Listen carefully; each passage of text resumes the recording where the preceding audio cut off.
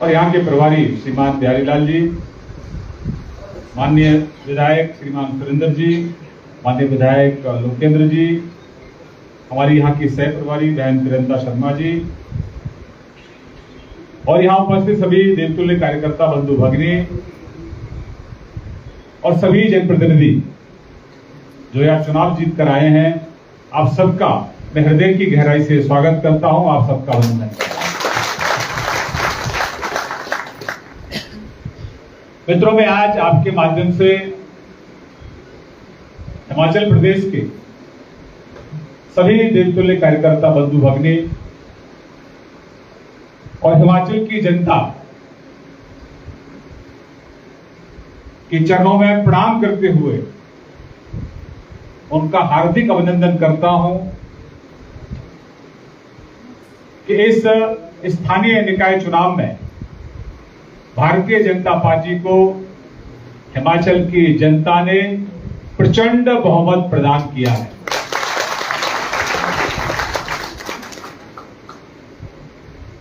लेकिन ये तो केवल अंगड़ाई है, आगे और ये तो सिर्फ टेलर है, फिल्म तो अभी बाकी है। तो रुकना नहीं है और झुकना नहीं है, सतत आगे चलते रहना है और इस अभियान को 2027 में प्रचंड बहुमत से भारतीय जनता पार्टी की हिमाचल में सरकार बने, तब तक हमें पूरे मेहनत से कठिन परिश्रम करके इस दीप को जलाए रखना है, इस आग को शांत नहीं होने देना। क्योंकि अभी तो सेमीफाइनल जीता है, सेमीफाइनल जीत के कहीं रेस्ट के मूड में मत चले जाना, कहीं आराम की मुद्रा में मत चले जाना। नहीं तो आप हालात देख रहे हैं, कैसे हालात हैं हिमाचल प्रदेश के। कांग्रेस की सरकार को कोई लोगों ने, हिमाचल के लोगों ने चुना नहीं था, कांग्रेस षड्यंत्र के तहत चुनाव जीत कर आई। झूठे वादे, झूठी गारंटियां, दिल्ली से इनके लोग आए थे, झूठी कमिटमेंट हिमाचल के भोले वाले लोगों से कर गए थे। हिमाचल के लोग बड़े सीधे और सरल हैं, लेकिन हिमाचल के लोग बहुत समझदार भी हैं। वो जब मौका आता है तभी सामने वाले को सबक सिखाते हैं, और लड़ाई झगड़ा करके नहीं, लोकतांत्रिक तरीके से ईवीएम पर बटन दबाकर वह झूठ बोलने वालों के चेहरे से नकाब को उतारने का काम है। वर्तमान की सुक्खू सरकार ने हिमाचल की जो संस्कृति है, जो ताना बाना है, उसको भी ध्वस्त करने का काम किया। हिमाचल में अलग अलग कांग्रेस का विचार है, बीजेपी का विचार, इसकी सरकारें आती रही है, जाती भी रही, लेकिन ये मुख्यमंत्री जो आज के वर्तमान के मुख्यमंत्री हैं, ये तो द्वेष की भावना से ग्रस्त होकर काम कर रहे हैं, ये तो तानाशाह बनकर काम कर रहे हैं। ये तो हर भारतीय जनता पार्टी की तरफ आने वाले लोगों को प्रताड़ित करने का काम है। किसी के घर, किसी के क्रशर को बंद करा देंगे, किसी के खिलाफ जांच चालू करा देंगे, पत्रकारों के खिलाफ एफआईआर करा देंगे, नेताओं के खिलाफ एफआईआर करा देंगे, और तो और सनातन संस्कृति से पता नहीं कांग्रेस के प्रथम परिवार को क्या आपत्ति है, क्या एलर्जी है, मेरी समझ से परे है। लेकिन वर्तमान मुख्यमंत्री भी राधे राधे करने से परहेज करते हैं, कहते हैं राधे राधे काय को बोलते हैं। इससे और ज्यादा शर्म की बात इस देवभूमि में नहीं होती। भाजपा का विरोध करो, समझ में आता है, अपनी सनातन संस्कृति का विरोध क्यों करते? सोनिया गांधी, राहुल गांधी विरोध करें तो समझ में आता है, क्योंकि उनका संस्कृति से, भारतीय संस्कृति से, सनातन संस्कृति से कोई सरोकार ही नहीं है। लेकिन उनकी चाटुकारिता में यहां का मुख्यमंत्री अगर सनातन का विरोध करता है तो इससे ज्यादा शर्मनाक और कुछ नहीं हो सकता।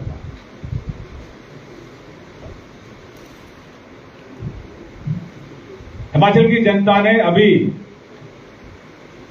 जो स्थानीय निकाय चुनाव में कांग्रेस को आईना दिखाने का काम किया है कि अब टाटा बाय बाय, जाओ, बीजेपी आ रही है। इसलिए किसी दबाव में नहीं रहना। कुछ हमारे जीते हुए लोगों के खिलाफ कोई कार्रवाई करने के लिए भी कुछ करेंगे, झूठे षड्यंत्र इकट्ठा करेंगे, कुछ कागज ढूंढने की कोशिश करेंगे, लेकिन डरना नहीं।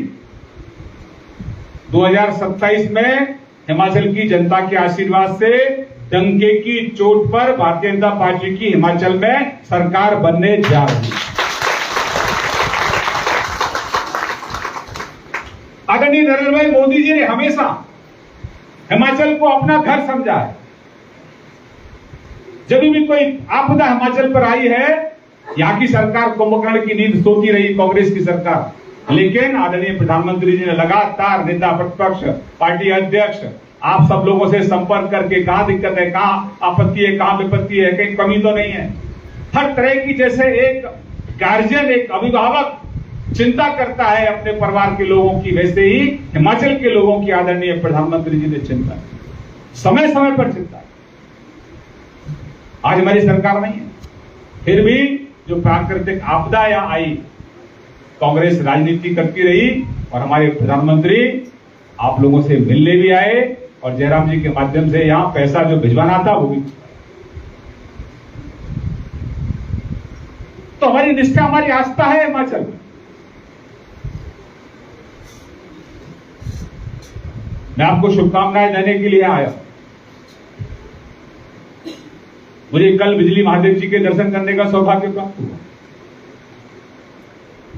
जितने भी हमारे आने वाले समय में जितने भी हमारे देव स्थान है यहां, उन सभी देव स्थानों पर सरकार आते ही मैं आदरणीय जयराम जी से अनुमति लेके कह रहा हूं, आदरणीय हमारे केंद्र के नेतृत्व के बिहाफ पर मैं ये कह रहा हूं कि जैसे ही सरकार बनेगी, सबसे पहले हमारे जितने भी देव स्थान हैं उन पर जो बुनियादी आवश्यकता है, जो बेसिक सुविधाएं हैं, वह देने का काम हमारी सरकार करेगी।